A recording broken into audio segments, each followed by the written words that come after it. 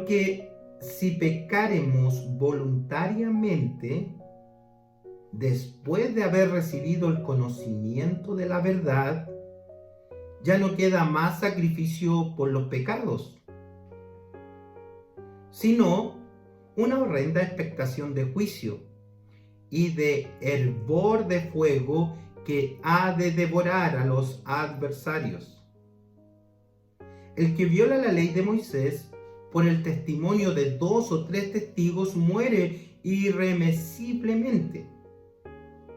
¿Cuánto mayor castigo pensáis que merecerá el que pisoteare al Hijo de Dios y tuviere por inmunda la sangre del pacto en la cual fue sacrificado e hiciere afrenta al Espíritu de gracia?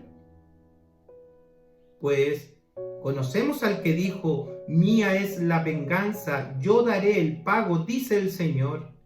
Y otra vez, el Señor juzgará a su pueblo. Horrenda cosa es caer en manos del Dios vivo. Versículo 32. Vamos a encontrar que esta palabra tiene 2 peros. El primer pero: pero traed a la memoria los días pasados, en los cuales, después de haber sido iluminados, sostuvisteis gran combate de padecimientos. Por una parte, ciertamente, con vituperios y tribulaciones fuisteis hechos espectáculo, y por otra, llegasteis a ser compañeros de los que estaban en una situación semejante. Porque de los presos también os compadecisteis, y el despojo de vuestros bienes sufristeis con gozo, sabiendo que tenéis en vosotros una mejor y perdurable herencia en los cielos. No perdáis pues vuestra confianza, que tiene grande galardón, porque os es necesaria la paciencia, para que, habiendo hecho la voluntad de Dios, obtengáis la promesa. Porque aún un poquito, y el que ha de venir vendrá, y no tardará. Mas el justo vivirá por fe, y si retrocediere, no agradará a mi alma. Y termina con el segundo pero. Pero nosotros no somos de los que retroceden para perdición, sino de los que tienen fe para preservación del alma. Es peligroso bajar las velas, o como dice la palabra exactamente, es arriar las velas. Arriar es la palabra del griego que habla de retroceder. Es peligroso bajar las velas, porque el bajar las velas nos impide avanzar. Y nosotros vamos avanzando en un solo destino. Hay una hermosa alabanza que dice: nuestra meta es Canaán. La presencia del Señor, la gloria del Señor es nuestra meta. Canaán es nuestro camino. Nuestra meta es el trono del Señor. Este maravilloso escrito a los hebreos nos ha llevado por diversos temas, y con un solo objetivo. Hemos analizado, que es fortalecer nuestra fe. Y sobre todo, originalmente, Hebreo fue escrito para fortalecer la fe de unos debilitados cristianos. Vea el versículo 32, a lo cual el apóstol les pide, o el escritor les pide a los receptores, que hagan memoria de que ellos han sido beneficiados con la luz de la gracia del Evangelio, y por consiguiente han tenido gran obstáculo, han tenido gran lucha, la cual han enfrentado, sustentados por la fortaleza del Señor. Mire el versículo 32 y 33, dice así: pero, ya vamos a argumentar por qué les dice pero, yo quiero solo citar esto ahora. Pero traed a la memoria o recuerden esos días pasados en los cuales, después de haber sido iluminados, y vamos a comprender que durante todo este capítulo y en general en toda la carta a los Hebreos, cuando se refiere a ser iluminado, se refiere a la llegada de la luz del Evangelio a un corazón que está en tinieblas. La luz del Evangelio brilló y nos sacó de las tinieblas a su luz admirable.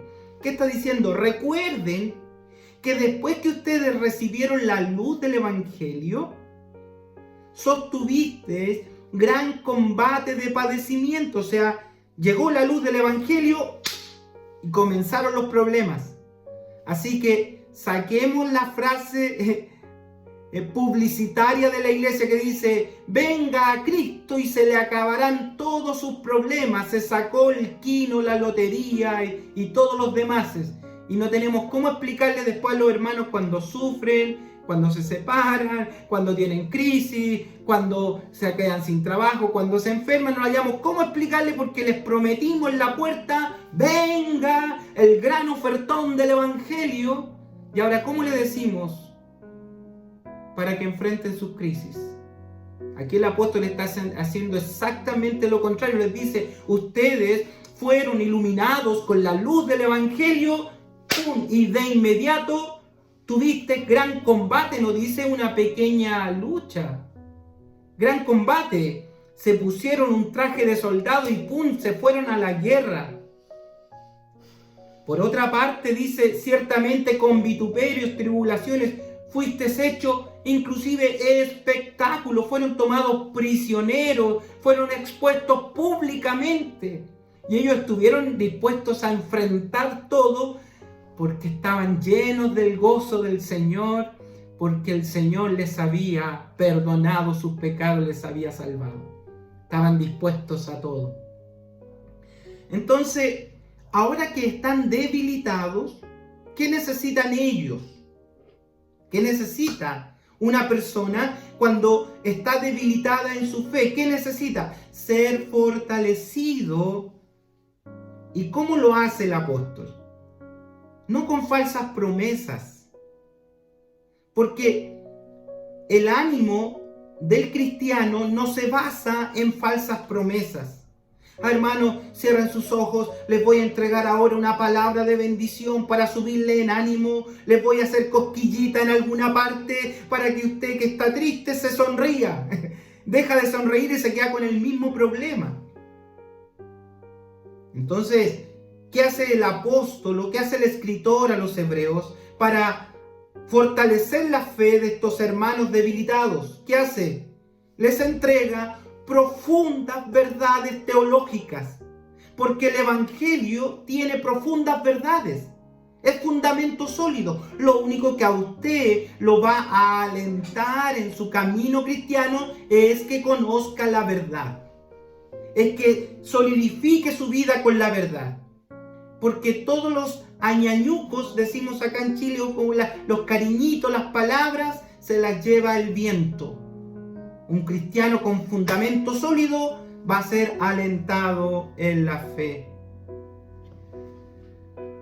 Recuerde que este fundamento sólido está basado en una gran palabra que hemos venido reiterando sermón a sermón: la superioridad del pacto de gracia por alguien que es superior, Dios mismo, el Hijo, que ha venido a ser nuestro sumo sacerdote eterno. Él es la palabra final. Él es mejor o superior a todos los que administraron antiguamente el antiguo pacto. Él es la verdad. Y nos invitó en el sermón pasado a entrar a su presencia. Vamos a notar, o hemos notado en este precioso libro o carta a los Hebreos, que junto con toda esta argumentación tan profunda de la verdad del Evangelio, de inmediato va acompañada de advertencias que son solemnes. 5 advertencias para los cristianos va a entregar durante toda la carta. Nosotros ya hemos revisado 3 de las 5 advertencias. Nos decía en el capítulo 2, cuidado con el peligro de descuidarnos. En otras palabras, cuidado con navegar a la deriva. No debiéramos navegar a la deriva. La segunda advertencia que nos dio es que Dios ha dado promesas gloriosas. Pero cuidado que nos volvamos incrédulos. Porque nosotros descansamos en el Señor de las promesas, descansamos en Él. Y tenemos que confiar en sus promesas benditas porque están sustentadas en Jesucristo. También vimos en el capítulo 5 y 6 que hay un peligro de la inmadurez espiritual. Y dijo, cuidado, no dejemos de crecer, no pueden ser niños, tienen que crecer en el Señor. Para fortalecer vuestra fe, tienen que crecer en el Señor. Y hoy vamos a revisar la 4ª advertencia. ¿Cuál es la advertencia que después de habernos hablado del trono de la gracia, de venir libremente a su presencia, cuál es esta advertencia? No fallemos en gustar la gracia del Señor. ¿Cómo vamos a dejar de gustar su gracia? ¿Cómo vamos a dejar de disfrutar la dulce brisa del Espíritu que nos conduce a la gloria? Seríamos inmaduros, seríamos débiles cristianos si dejamos de gustar la gracia del Señor. Bueno, cuando lleguemos al capítulo 12, vamos a ver el inherente peligro de desechar a Dios en nuestras vidas. Entonces, así encontramos coronada esta obra gloriosa de tanta riqueza doctrinal. Yo le llamo refrescante manantial de aliento. Una fuente que nos impulsa a dejar cualquier pereza espiritual. Es una fuente de riqueza. Ahora, la porción que hemos leído hoy, y aquí vamos al sermón de este día, la porción que hemos leído hoy, como les decía antes de leer, ha sido materia de variada discusión teológica en diferentes corrientes y ha tenido muchas interpretaciones. Y es aquí donde la palabra apostasía aparece como una amenaza que puede acabar con la vida del cristiano. En teoría, una apostasía que podría hacerle perder todas las bendiciones que por gracia han sido otorgadas. Pero les pregunto a ustedes, amados, ¿será esto posible? ¿Será posible que una vez que hemos gustado de la gracia del Señor, que hemos disfrutado del don de la salvación, del don del Evangelio, terminar perdidos en el infierno? ¿Es esto lo que está el escritor a los Hebreos argumentándonos? ¿Que la apostasía es un peligro que nos puede llevar al infierno? Bueno, aparentemente sí, pero reitero, aparentemente. Si usted hace una lectura veloz, es lo que está diciendo el texto. Sin embargo, debo recordarle, amados, que durante toda esta preciosa serie les he recalcado una y dos y cada sermón lo mismo, que es muy necesario, demasiado necesario para nosotros poner el texto en su órbita textual. Lo que dice, efectivamente lo dice, lo estamos leyendo, pero eso lo dice en una órbita textual y no la podemos dejar fuera. No puedo tomar con pinzas el versículo 26, sacarlo y analizarlo solo, porque efectivamente, aparentemente eso es lo que dice, que alguien que gustó la gracia pisotea la sangre de Jesucristo y le espera una horrenda expectación de juicio. Eso dice el versículo 26. Obviamente, hermanos, debemos revisar con detención y atención la línea argumental del escritor a los hebreos. Por favor, en su Biblia, pongamos este texto dentro de la órbita textual y después lo vemos dentro del contexto en el cual está hablando. Sitúe el versículo 19 y algunos en adelante, hasta el 22 voy a leer algunas partes, para que evaluemos el texto en la órbita textual. ¿Están ahí, cierto? Si me hacen así, perfecto. Versículo 19, léalo en su Biblia. Así que, hermanos, teniendo libertad de entrar en el lugar santísimo. ¿Cómo entramos al lugar santísimo? Por la sangre de Jesucristo. No es por nuestros méritos, sino entramos por la sangre de Jesucristo. ¿Qué más tenemos a nuestro favor? Versículo 21. Y teniendo un gran sacerdote sobre la casa de Dios. ¿Qué es ese gran sacerdote? Tenemos a Jesucristo. Versículo 22. Entonces, acerquémonos con corazón sincero, en plena certidumbre de fe, purificados los corazones de mala conciencia y lavados los cuerpos con agua pura. Mantengamos firme, sin fluctuar, el testimonio de nuestra esperanza, porque fiel es el que nos prometió llevar a la gloria. ¿Qué nos dice esta porción? Dice que es el Señor el que nos ha purificado de mala conciencia. Dice que es el Señor nos ha dado libertad para acercarnos a Dios con toda propiedad. Dice que debemos vivir con fe, con esperanza. Nos invita a que sirvamos a Dios. Entonces, ¿cómo sería posible que alguien que ha gustado todo este don celestial vaya a parar al infierno finalmente? ¿Será posible? ¿Cómo hace el Señor con los que han creído, con los salvados? ¿Qué ha hecho el Señor? Entonces, retrocedámonos más en la órbita textual y vaya ahora al versículo 14. ¿Cómo es posible? ¿Cómo lo hizo el Señor?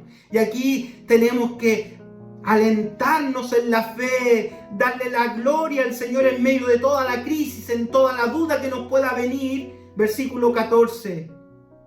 Y yo digo, antes de leerlo, digo, aleluya, aleluya, aleluya, bendito sea el Señor, porque con una sola ofrenda, una sola vez, una vez y para siempre, no lo necesita hacer de nuevo, porque con una sola ofrenda hizo perfecto para siempre a los santificados. Aleluya. Bendito sea el Señor, bendita sea la cruz, bendito sea el sacrificio del Señor, porque con ese sacrificio una sola vez nos hizo perfectos. Entonces, nos encontramos con el problema del pecado en el texto. Vámonos al versículo 26. Y aquí está el problema, pero ya usted tiene en su mente la argumentación del escritor. El escritor dijo, ustedes están seguros, ustedes están en la presencia del Señor, ustedes han sido perfeccionados, han sido santificados, no por sus méritos, no por sus obras, no por lo que ustedes puedan hacer o dejar de hacer. Ustedes están en la gracia del Señor Jesucristo, una vez y para siempre. Entonces, vengamos al texto con esa seguridad. Entonces, ¿qué nos dice el versículo 26? Porque si pecaremos voluntariamente después de haber recibido el conocimiento de la verdad. Entonces, ¿A qué se está refiriendo el autor de los Hebreos cuando nos dice pecar voluntariamente? Cuando el pecado siempre involucra la voluntad. No me diga que usted pecó involuntariamente, ay, no quería hacerlo. Esta vida que me lleva a hacer las cosas malas, no tenía ninguna intención de hacerlo, mi voluntad. Todo pecado es voluntario. Entonces, ¿qué está diciendo el autor? Como dice el apóstol Juan, no podríamos hacer mentiroso a Dios si decimos que no hemos pecado.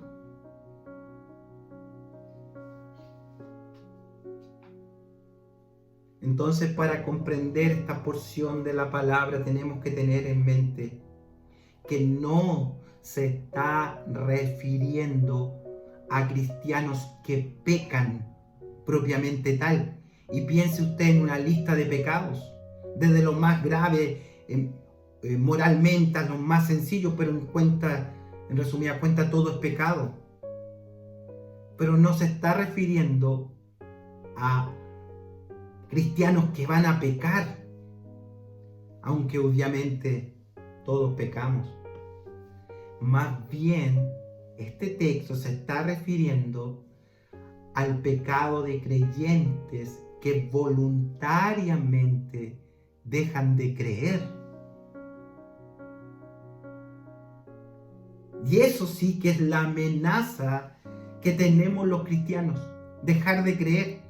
Porque al dejar de creer, al disminuir nuestra confianza, nuestra fe en Dios, dejamos de gustar de las promesas del Señor que han sido conferidas a nuestras vidas. Cuando dudamos, cuando dejamos de creer, dejamos de perseverar. En definitiva, dejar de creer es bajar las velas de nuestra embarcación y que el viento de la gracia nos pasa por el lado, pero nos impide avanzar.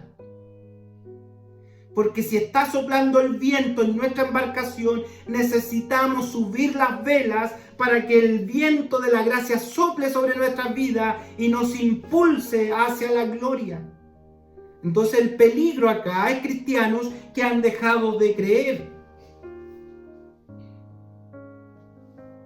El escritor a los hebreos en varias partes está usando términos náuticos. ¿Se recuerdan ustedes del sermón navegar a la deriva? Ahora nos va a hacer otra advertencia. ¿Qué pasa si se bajan las velas? Y le pregunto a usted, aunque no somos náuticos, ¿verdad? Pero por cosa de lógica, suponga un pequeño bote en medio de un océano que está con olas que son verdaderas amenazas contra la embarcación. Si no hay velas, ese bote es llevado de aquí para allá, para donde las olas se vayan, es golpeado, navega a la deriva. Entonces, para evitar navegar a la deriva, tenemos que levantar las alas, tenemos que levantar las velas y dejar que el viento sople y nos conduzca a la presencia del Señor. Entonces, hermanos, es peligroso bajar las velas. Por eso que he titulado el sermón de esta manera.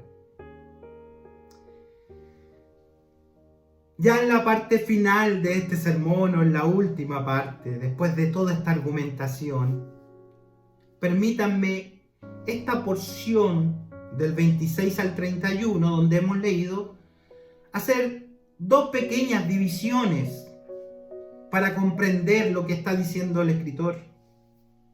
Primero, del 26 al 31, es la argumentación que hace el escritor sobre el peligro de dejar de creer. Él nos hace pensar, está haciendo pensar a los hebreos en lo que podrían significar sus prácticas de volver al judaísmo y de volver a sacrificar animales para expiar sus culpas. Lo absurdo que es una argumentación de decirle, es absurdo. Y se pone en un escenario de absurdo. Es como que yo les dijera, hermanos, estamos en Providencia. Y en Providencia tenemos la bendición, estoy argumentando de manera capciosa, por favor. Desde nuestra iglesia en Nueva Providencia, Claudio Arrao con Condel, usted se para y puede mirar el Cerro San Cristóbal. Y ahí usted puede contemplar una estatua a la Virgen del Carmen.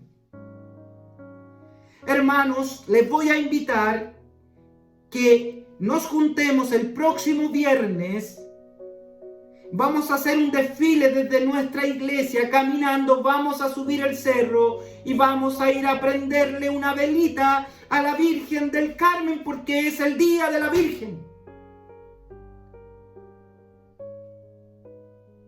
Porque vamos a pedirle a la Virgen que eche para atrás la pandemia, que nos permita volver a reunirnos.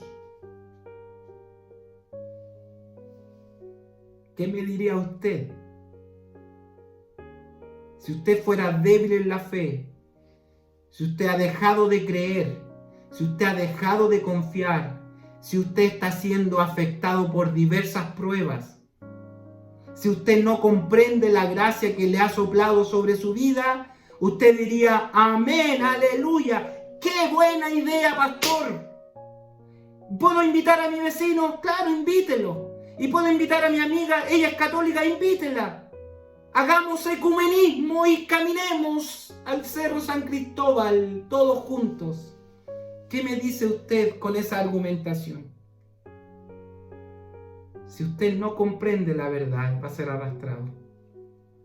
Ahora, teniendo esto en mente, amados, volvamos a la palabra y volvamos al contexto en el cual escribe el apóstol a estos hermanos hebreos. La argumentación sobre lo absurdo que es volver a sacrificar animales, volver a presentar sacrificios porque ellos están sufriendo gran lucha. Versículo 26, voy a leer acá y vamos a ir explicando. Porque si pecáremos voluntariamente después de haber recibido el conocimiento de la verdad, o sea, recibió la verdad y va a pecar voluntariamente. Dice el argumento, el apóstol o el escritor, ya no queda más sacrificio por los pecados. O sea, métase eso en la cabeza. Como si ustedes deliberadamente pecan contra Dios. Está hablando de creer y no creer, de la verdad en los corazones. Entonces, si ellos dejan de lado la verdad porque fueron iluminados con la verdad y ahora hacen caso omiso a esa verdad que les fue revelada y van y presentan sacrificios de animales para redimir sus pecados, ¿qué dice? Pero ustedes se vuelven locos, ¿cómo se les ocurre? ¿Ustedes creen acaso que el Señor Dios va a volver a enviar a su Hijo para perdonarlos de nuevo? ¿Será eso posible? No, dice, les queda, si ustedes están confiando en los animales, se quieren volver a los sacrificios de animales, se quieren volver a la Virgen del Carmen a prenderle velita, sigamos en esa argumentación. ¿Saben qué es lo que les espera a esas prácticas? Una horrenda expectación de juicio. Si tú pones tu confianza en eso, te espera una horrenda expectación de juicio, de hervor. Porque por esas obras, que eran la sombra de lo verdadero, nadie se salvó. Entonces, ¿por qué vuelve a esa práctica y confía en esa práctica? Los está poniendo en el supuesto de que ellos confíen en esas prácticas. Dice, ¿cuánto mayor castigo piensan ustedes que merecerá el que pisoteare al Hijo de Dios? O sea, que desprecien la gracia que les ha sido revelada. O sea, si ustedes sacan a Cristo, está en una argumentación que es irrisoria. Una argumentación que no es. Solo está especulando, le está argumentando lo absurdo que es. Y si así fuera, les dice, no hay otro sacrificio de Cristo. Si así fuera, si ustedes ponen toda su confianza para ser salvos en las obras de la ley o en cualquier pensamiento humano, lo único que les espera es una horrenda expectación de juicio. Dice Matthew Henry, El pecado aquí mencionado, este pecar deliberadamente, es la falta total y definitiva en que los hombres desprecian, rechazan la voluntad y resolución total y firme. Rechazan. Un hombre que rechaza a Cristo como Salvador, desprecian y resisten la obra del Espíritu, el que los puede santificar. Desprecian y renuncian al Evangelio, el único camino de salvación. Desprecian las palabras de vida eterna, como que nunca las hubieran recibido. Les espera entonces solo culpa, solo vergüenza. Pero lo más maravilloso de esta epístola es que va a entregarnos exactamente lo contrario. En vez de culpa y vergüenza, nos va a entregar fe, confianza en lo que hemos recibido. No va a ser posible para un hijo de Dios llegar a esa condición. Así que no está hablando de gente que recibió salvación y se va a perder por despreciar la sangre de Cristo a causa de sus pecados, porque todos pecamos. Está diciendo que la culpa y la vergüenza, hermano, la culpa y la vergüenza por causa del pecado es eficazmente terminada con la obra preciosa de Cristo. Y si quisiéramos buscar en otras cosas la gracia, lo único que va a significar para nosotros es que bajamos las velas y estamos siendo llevados de aquí para allá. Pero dice que el justo va a vivir por la fe. Dice que horrenda cosa es caer en manos de un Dios vivo. Dios no va a dejar que sus hijos naveguen a la deriva. Entonces, comprendiendo, amados, lo que el Señor hizo y la seguridad que tenemos de Él, revisando esta argumentación que es prácticamente absurda para alguien que ha recibido la verdad, terminemos este sermón este día con la seguridad que tenemos los cristianos en Cristo nuestro Señor solo por la fe. Yo tengo seguridad. Usted tiene seguridad. Así que el viernes no vamos a ir al Cerro San Cristóbal. No vamos a ir. No vamos a pagar una manda. No vamos a ir a Israel a sacrificar ningún animal. No, no, no, no. Tenemos seguridad en Cristo. Tenemos seguridad en Él. Versículo 39, termina este capítulo y da paso a lo que viene en el glorioso capítulo 11. Pero, ¿lo está leyendo? Pero nosotros no somos de los que retroceden para perdición. Esa palabra retroceder es arriar, es bajar las velas. Nosotros, los que hemos recibido la verdad, los que hemos sido iluminados, no somos de los que retroceden, no somos de esa clase de personas. Si has bajado las velas, tienes que subir las velas, porque no somos de los que se pierden. Somos de los que tienen fe para preservación del alma. Eso somos nosotros.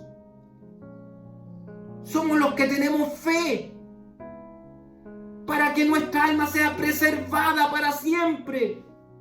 Somos de los que, si nuestra fuerza, nuestro ánimo se ha cansado, si está debilitado, y quiere buscar en otras cosas que la gracia del Señor lo alcance, dice, no pierda el tiempo. ¿Qué le dice a los hebreos? Están perdiendo el tiempo con sacrificar de nuevo animales, porque Cristo no se va a volver a sacrificar. No sean absurdos, no cambien la verdad que les fue revelada. Crezcan en el Señor, no sean niños fluctuantes, maduren, crezcan en Dios. Nosotros no somos de los que se van a perder, somos de los que preservamos el alma por la fe. Entonces, ¿cuál sería el gran consejo del apóstol o del escritor a los hebreos? ¿Cuál es el gran consejo de este capítulo 10? Hermanos, hemos sido santificados en Cristo Jesús. Hermanos, tenemos libertad para entrar a su presencia. Hermanos, tenemos libre acceso por la sangre de Jesucristo. Hermanos, se rompió el velo, podemos entrar libremente. Hermanos, además, tenemos un gran sumo sacerdote que está intercediendo por nosotros. Hermanos, tenemos el Espíritu Santo que nos santifica. Hermanos, no baje las velas de su vida, no baje las velas de su embarcación, no baje los brazos, no deje de perseverar en la gracia, no deje de congregarse como algunos tienen por costumbre en medio de la crisis, en medio de la pandemia. Ya dejas de conectarte, ya dejas de estar involucrado. No bajen las velas. Hoy más que nunca, en medio de esta crisis de salud económica, de valores morales de la sociedad, de todo lo que es contrario a estas olas, ¿qué vamos a hacer con nuestra vida? ¿Vamos a dejar que las olas nos lleven de aquí para allá? No, nosotros no somos de los que retroceden, no somos de los que bajan las velas. En medio de toda la crisis, ¿qué ha de hacer el justo? Dice el Salmo 11, ¿qué ha de hacer el justo? Esconderse, bajar las velas, dejar de congregarse, dejar de orar, dejar de interceder, dejar de cantar, dejar de oír la palabra. Hoy más que nunca tenemos que levantar las velas de nuestra embarcación y permitir que el soplido del Espíritu Santo venga sobre usted. No importa que no dance, no importa que no hable en lengua, no importa que no salte.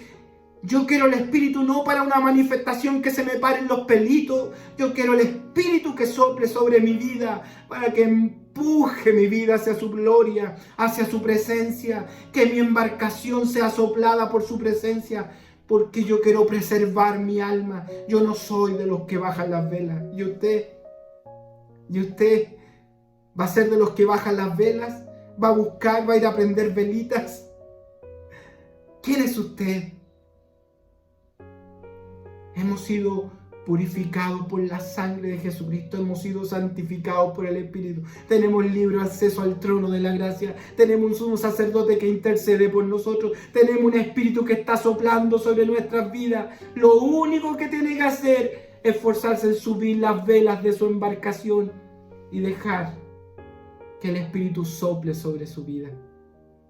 Por eso que vamos a ir al capítulo 11 desde la próxima semana. Y vamos a ver a aquellos hombres que en medio de todos los obstáculos, siendo aserrados, siendo perseguidos, siendo devorados, siendo afligidos, subieron las velas de su embarcación y en medio de la crisis permitieron que la gracia del Señor soplara sobre sus vidas. Y este es el consejo del Señor esta mañana. Deje que el Espíritu sople su vida y dirija su vida hacia el trono del Señor.